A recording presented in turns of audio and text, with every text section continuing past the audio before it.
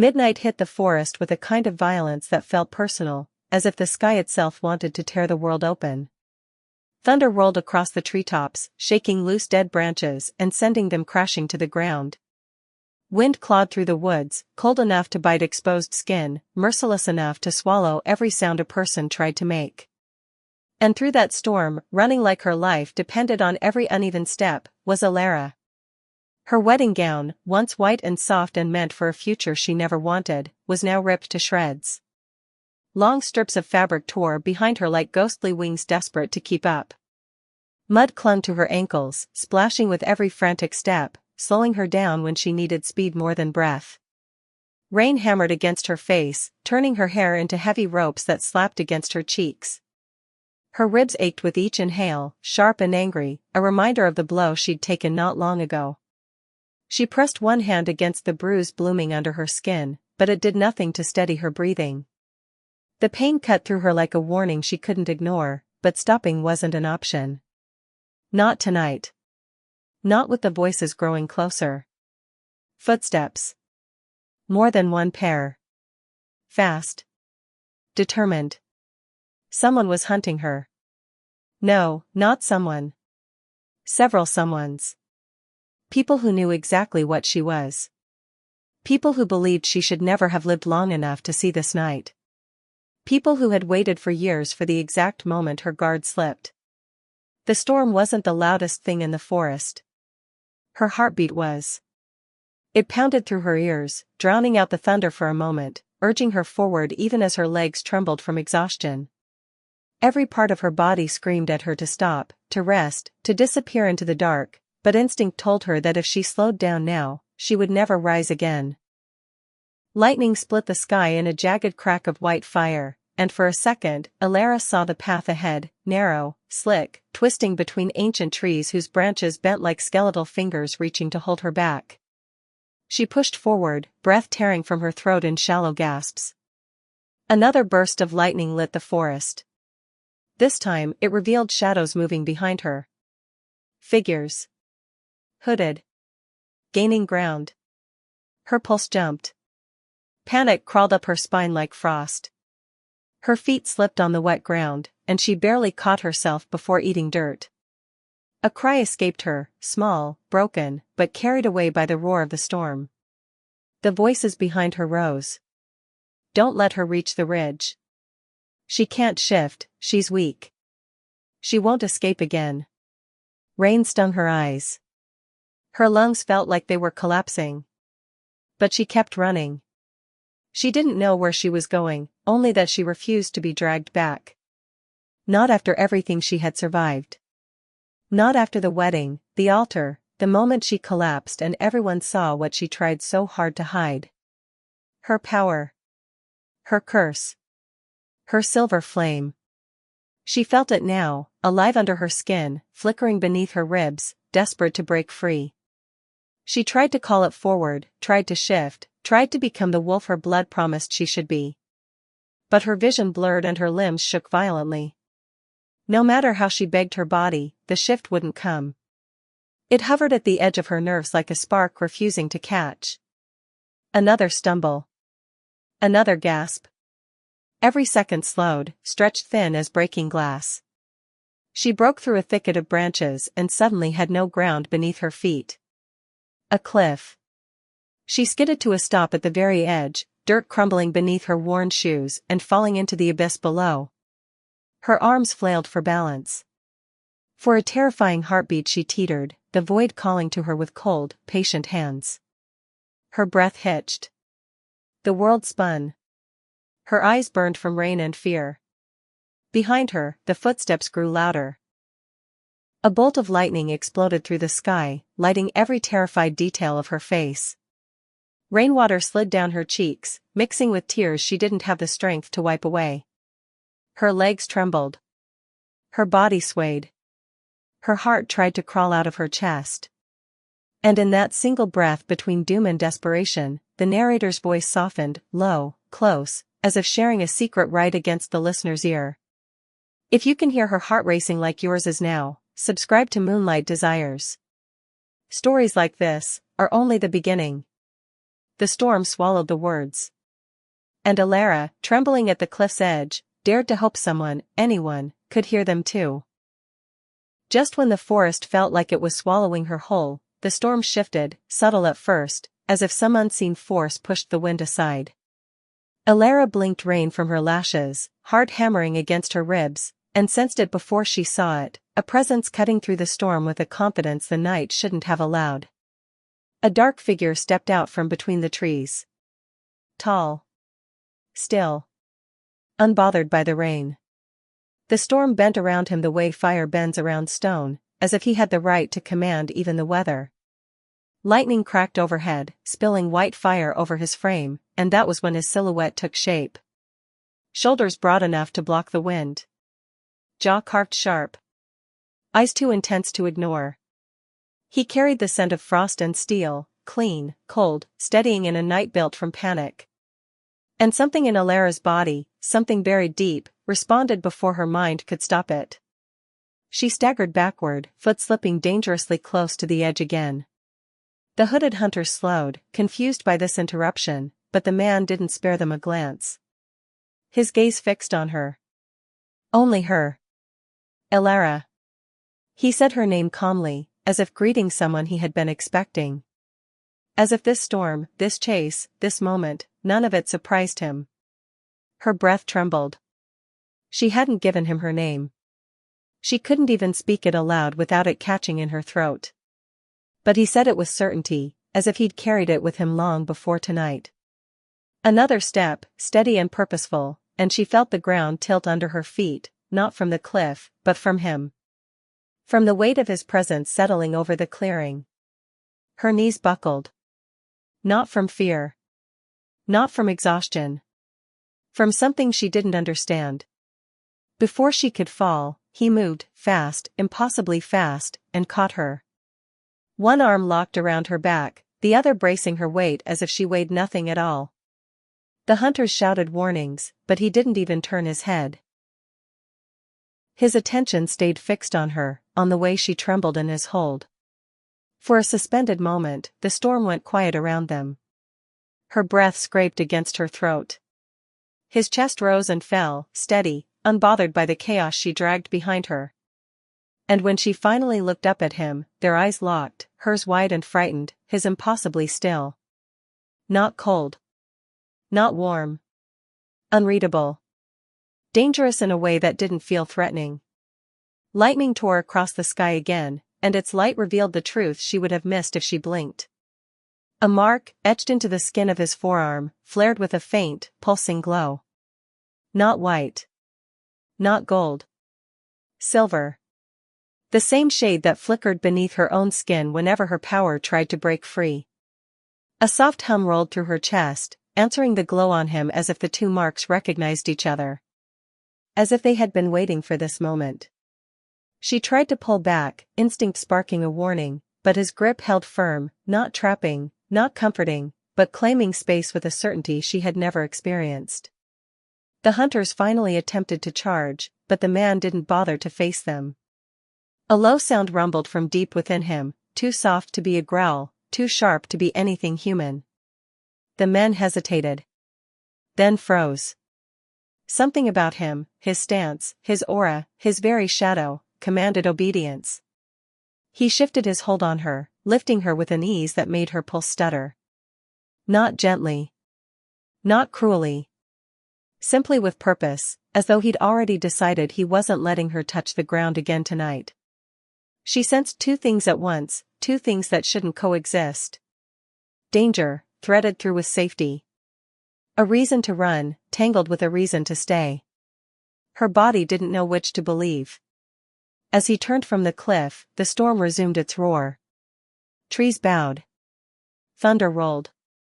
The hunters stepped back, suddenly aware they had trespassed on someone far more powerful than they expected. He carried her as if the forest belonged to him. As if the night had always been his to command. And the silver glow on his arm beat in perfect rhythm with the pulse trembling beneath her ribs, calling her toward a truth she was not ready to face. King Kael. Alpha of Shadowcrest. And the man who knew her name before she ever dared speak it. Kael carried her through the storm as if the world around them had already been decided, rain sliding down his shoulders, thunder cracking above his head, none of it slowing his stride. Elara's body rested against him, but her mind was miles away, dragged backward through memories she never wanted to touch again. Each breath she forced into her aching lungs pulled another ghost to the surface. The wedding came first. Not the celebration people whispered about. Not the pretty speeches or the flowers scattered across the floor.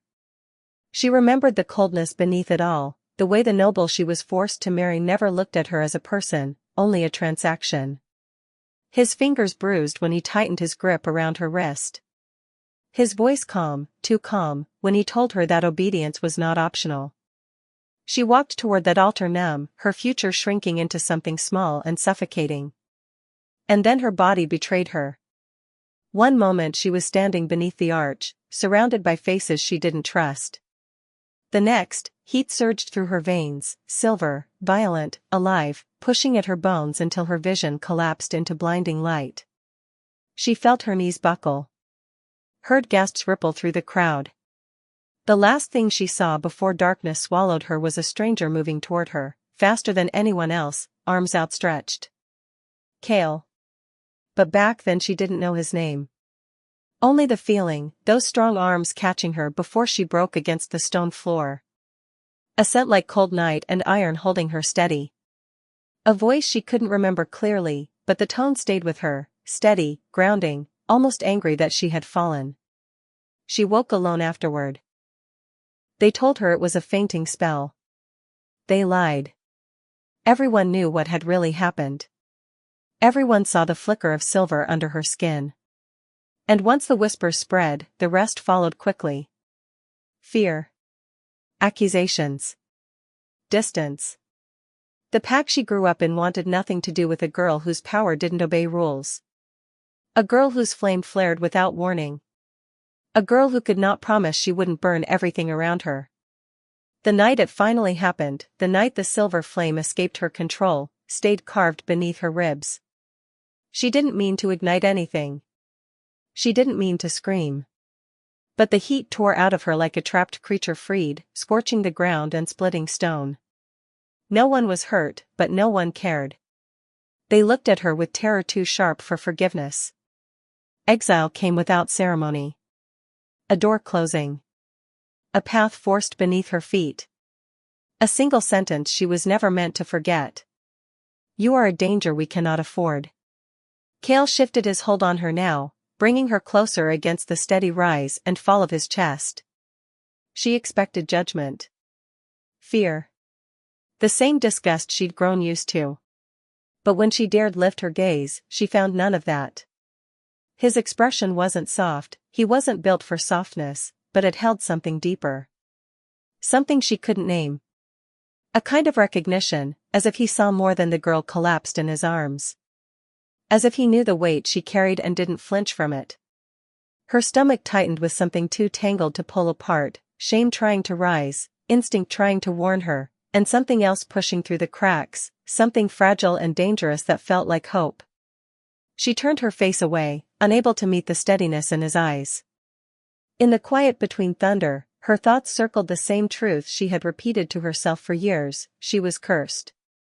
She was unworthy. She was dangerous. But Kael looked at her differently, almost like her presence was not a burden but a revelation. And that terrified her more than the storm, more than the hunters, more than the past she could never outrun. Because she had been rejected so many times, she no longer knew what to do with someone who didn't turn away. Kael stepped across the threshold of the ancient forest, and the air shifted as if the world itself inhaled. The trees towered like living monuments, their bark etched with symbols older than any kingdom still standing. The moment his boots touched the moss, the carvings pulsed, faint, rhythmic, as though recognizing the weight he carried in his arms. Elara felt a tremor shiver through her spine, subtle but certain, a pull threading through her bones as if the forest already knew her name. The canopy closed behind them without a sound. The wind did not move, instead, whispers traveled through the branches, language carried on vibration rather than voice. Kael didn't speak, but his grip tightened, steady and sure, as if grounding her against the forest's awareness. Elara tried to slow her breathing, but every inhale felt stolen from something sacred. She had no right to be here. She had no claim to this place. Yet the deeper they moved, the clearer the hum within her body became, an echo rising from marrow, aching like memory. The path ended at a clearing she could not have imagined. Stone pillars encircled a sunken platform, each carved with a flame spiraled into different forms, some wild, some controlled, all alive. At the center stood the shrine of the first flame, its pedestal cracked but glowing with a soft, silver pulse. The air tasted charged, metallic, as if lightning had been trapped between these stones for centuries. Kael lowered her to her feet. Her legs shook beneath her, not from weakness but from the sensation flooding upward, heat folding into recognition, recognition blooming into dread. She stared at the shrine, unable to blink.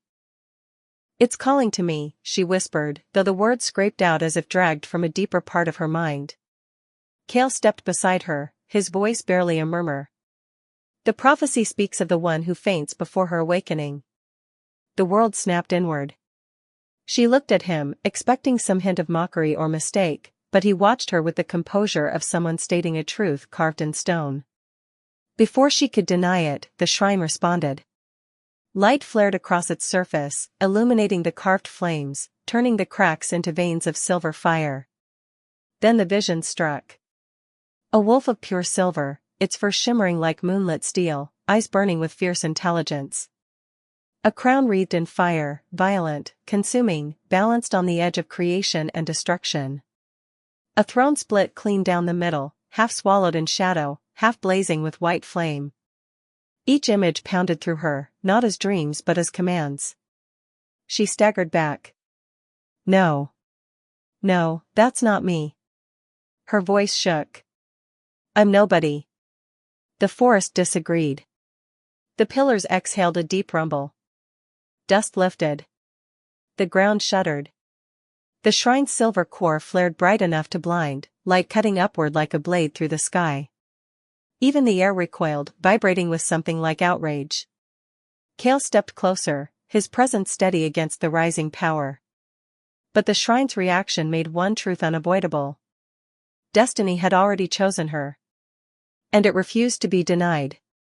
The shrine's light had barely faded when the forest changed its breath. The silence sharpened, thin as a blade drawn in the dark. Kael turned first, shoulders coiling, eyes narrowing toward the tree-line. Elara felt it before she saw it, pressure bending the air, a coldness sliding across her skin, the unmistakable sensation of being surrounded by something that had no heartbeat. The shadows moved.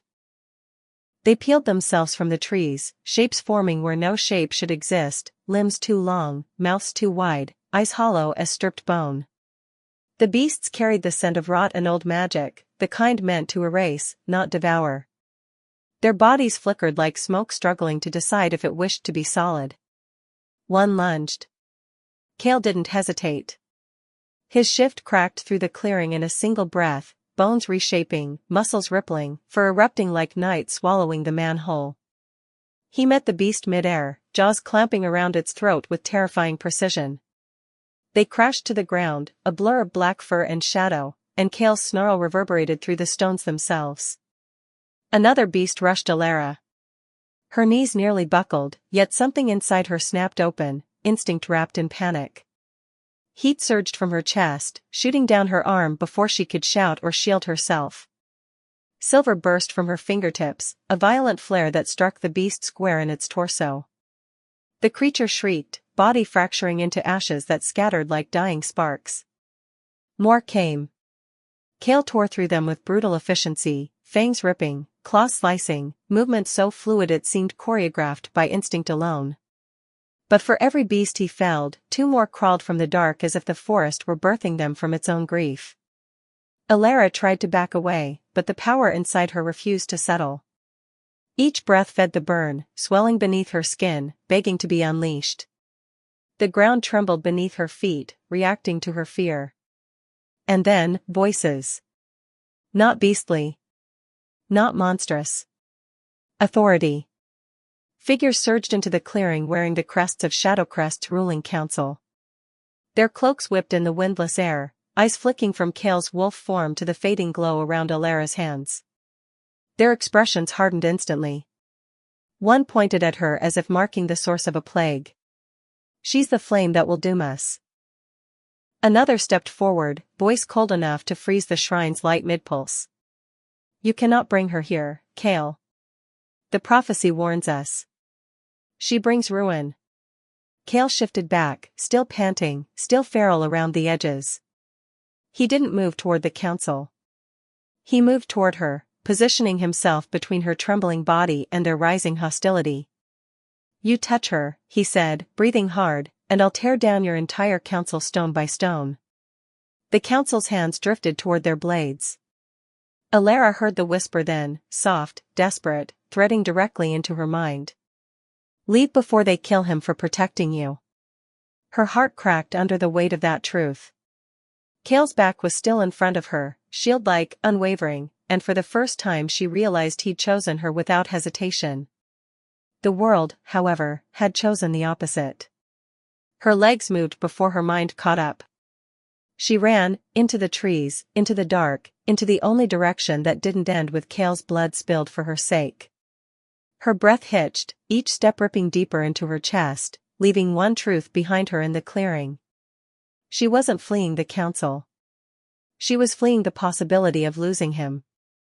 Night settled over the forest with a quiet that felt nothing like peace. The river carried the only sound, a low, restless murmur breaking against its stones. Elara knelt beside it, breath thin, body trembling from the wound left across her shoulder. The council had not followed, but their words had. Every echo pressed into her chest like a bruise she couldn't hide from. She dipped her fingers into the cold water, hoping it might numb the burn. It didn't. It only amplified the loneliness. A twig snapped behind her. She froze, but the air told her the truth a moment before she turned. His presence always changed something, the temperature, the gravity, the space around her narrowing into something charged. Kael stepped from the shadows, no wolf, no weapons, only the raw strain of someone who had torn through obstacles to reach her. "You shouldn't have followed me," she whispered, though the weakness in her voice betrayed her relief. He didn't answer. He simply came closer, slow, deliberate, his gaze sweeping over her injury with a controlled fury that made her stomach twist. When he knelt beside her, she felt the shift in the air. The storm that once surrounded him now softened into something protective, almost hesitant. "You're hurt," he murmured. "I'm fine." "You're bleeding." She didn't argue again. The pain pulsed too sharply. Kael slid an arm beneath her knees and lifted her as if she weighed nothing. There was no showmanship in it, no dominance, only a quiet insistence, the kind that came from someone who'd already decided he wasn't letting her fall again. He carried her to a cave tucked behind an outcropping of stone, its walls washed in silver light reflecting off a pool fed by an underground stream.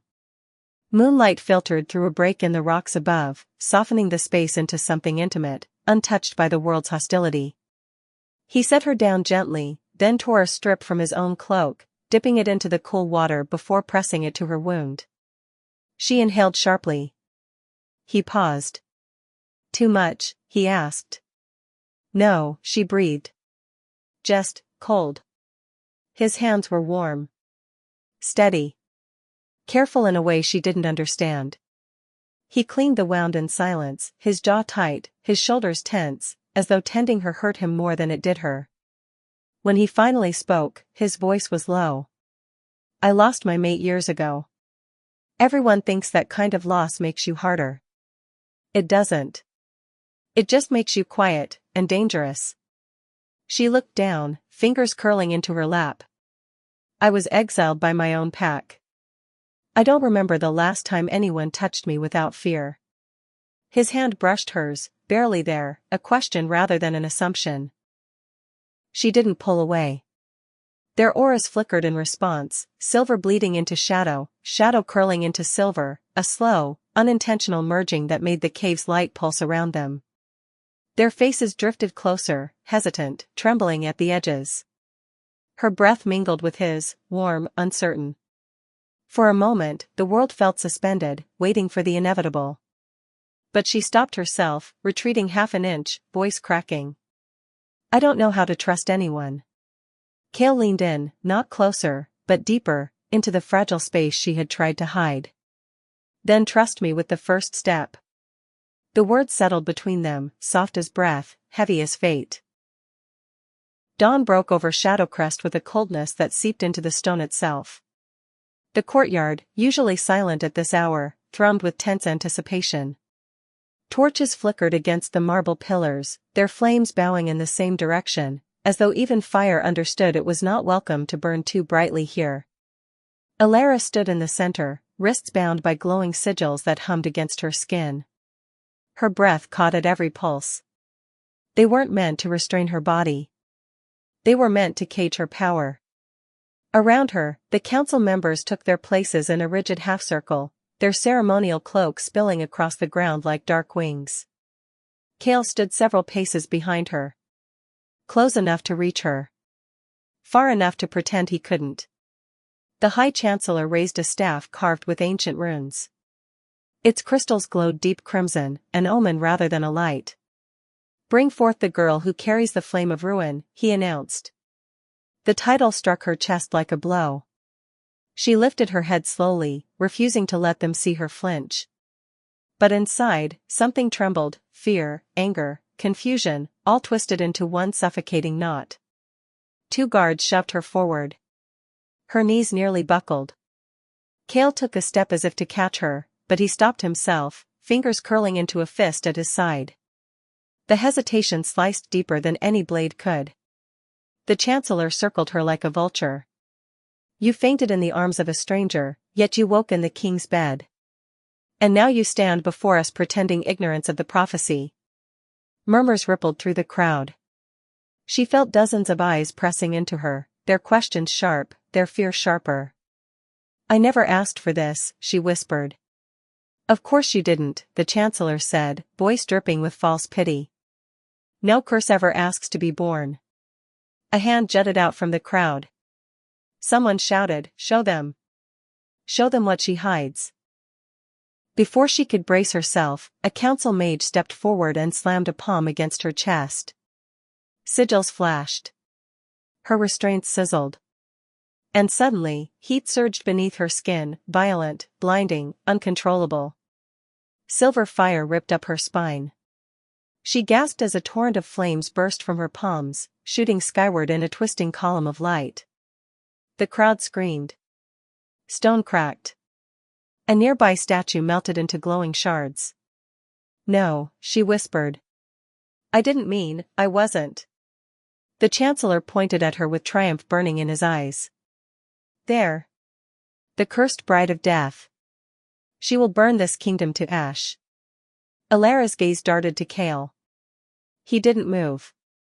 He didn't speak. He only stared, caught between loyalty and something that looked painfully like fear. The crack that opened in her heart was quiet but devastating. She had trusted him with the first step, and here she was, alone on the edge of the cliff again, falling with no one reaching out. A sob tore through her chest, but it twisted into something hotter, fiercer. The flames responded before her thoughts did. Silver fire erupted outward in a shockwave that blasted the council off their feet, sent banners flying, and shattered the Chancellor's staff. Elara staggered back, horrified by her own strength. Gasps. Shouts. The scrape of steel. Contain her, someone screamed. But she was already running, through the smoke, through the fear, through the pieces of what she thought might have been a future. Her heartbeat pounded against her ribs, louder than the alarms ringing behind her. She didn't look back. If she did, she feared she would see Kael reaching for her too late. Or worse, see him not reaching at all.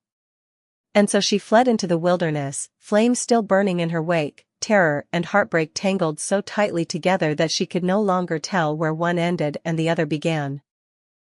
The first scream rose over Shadowcrest just as the sun dipped below the ridge, an eerie, strangled cry that silenced the entire kingdom in a single breath. Then came the tremor. The ground shuddered as though something vast pressed its way up from beneath the earth. Shadows thickened, twisting unnaturally along the walls of the fortress, stretching into long, trembling claws. And from the heart of that unnatural darkness, he emerged. The ancient Shadow King stepped through the veil like a nightmare pulled into daylight, tall, armored in obsidian plates that shifted like living smoke, eyes burning with a hunger older than the realm itself. His presence leached the warmth from the air. Wolves collapsed around him, their legs buckling under the weight of his aura. Panic rippled through the kingdom. Mothers dragged their pups into shelters. Soldiers shifted into wolf form, only to recoil when the shadow slithered over their fur, sapping their strength. The council scrambled back toward the inner chambers, shouting orders that dissolved before they ever reached the warriors who needed them. Kael didn't retreat. He launched himself forward in a burst of dark fur and fury. His wolf form crashed into the Shadow King with enough force to crack stone. The impact rocked the courtyard, sending dust swirling in thick spirals. But the ancient enemy barely staggered. A tendril of shadow wrapped around Kael's throat, lifting him off the ground. His claws shredded at the darkness, but it swallowed every strike like smoke-consuming flame. One by one, the wolves fell. Not dead, just drained, emptied of everything that gave them strength. A cold realization swept the kingdom. Shadowcrest was losing. And Elara was gone. Or so they thought. The air shifted, soft at first, then sharp, like the world drawing a sudden breath. Light pierced the gloom, a thin spear of silver cutting through the sky. It widened into a blazing arc, the glow so bright it forced even the shadows to recoil. Then she stepped through it. Elara returned not as the trembling girl who had fled hours earlier, but as a being carved from moonfire and defiance. Her skin shimmered with streaks of burning silver, every breath radiating power she no longer apologized for. The flames didn't lash out uncontrollably, they obeyed her now, swirling around her ankles like loyal spirits awaiting her command. Kael's wolf form sagged in the Shadow King's grasp, his gaze finding her through the haze. For a moment, disbelief flickered in his eyes. Then something deeper, hope he hadn't allowed himself in years. Elara lifted her chin. The shadow tendril snapped toward her. She didn't move away. Her form blurred, bones shifting, muscles stretching, light bursting from her skin like a newborn star. The ground cracked under her paws as she landed fully shifted for the first time in her life. A massive silver wolf stood where she had been, luminous patterns pulsing like molten constellations across her fur. The earth responded. Ancient stones split open. The ruins surrounding the courtyard hummed awake. The Shadow King faltered, shadows rippling uneasily around him. Elara stepped between him and Kael, her growl rolling like thunder. When she spoke, her voice carried through both forms, wolf and woman, flame and flesh, one undeniable truth. I am the flame you tried to bury. The ground trembled in answer, as though the world itself had been waiting for her to claim those words. The courtyard lay in ruins, carved open by silver fire and collapsing shadow. Smoke drifted through the air in slow, heavy spirals. The earth was still trembling from the force of her transformation, but the world had gone quiet, too quiet. As though even the wind held its breath, unsure which way fate would tilt now that Elara had stepped into the fullness of her power. She stood at the center of the devastation, her silver wolf form fading back into human shape piece by piece, fur dissolving into flickers of light, limbs reshaping, breath steadying.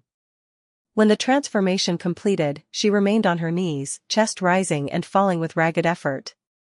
Moonfire clung to her skin like liquid starlight, pulsing gently, refusing to dim. Her body trembled, not from weakness, but from the rush of power she had never meant to unleash. Around her, the shadows circled, slower now, uncertain. The Shadow King had faltered under her strike, his form fractured, his darkness frayed. Yet he had not fallen. His presence lingered at the edge of the broken courtyard, watching her with a hunger that had only grown sharper. His voice curled through the air, low and amused. Little flame, do you even know what you've awakened? Elara lifted her head. Her eyes glowed with a light that didn't belong to any mortal lineage. But behind the brilliance was something raw, fear she refused to surrender to, hurt she refused to show, and a quiet resolve that steadied her spine. Kael dragged himself to her side, still panting, blood staining the fur along his flank before he shifted back into human form. He reached for her, then stopped, as though unsure if she would let him touch her, or if she still belonged to the world he knew. She didn't look at him. Not yet. Because she could feel it, the prophecy whispering to life around her. The stones hummed with recognition. The air glittered with remnants of ancient flame. Her own heartbeat echoed a rhythm older than her memories. The world was no longer asking who she was. It was asking what she would become. A gust of wind swept through the courtyard, tugging at her hair, brushing ash across her bare arms. She rose slowly, light rippling off her skin as though the moon itself was breathing with her. For one fragile moment, the shadows paused in their circling, afraid. The narrator's voice softened, slipping into the spaces between her breaths, as though speaking directly to the listener's chest. Would you have feared her, or followed her? Elara took a single step forward, her gaze locked on the enemy waiting for the next move. Is she a savior, or a weapon born of fire? The wind quieted again. The shadows leaned in. The world braced for her answer. And in that suspended second, just before destiny chose its path, the narrator's whisper curled through the silence, warm, haunting, intimate. If this story lit something inside you, subscribe to Moonlight Desires.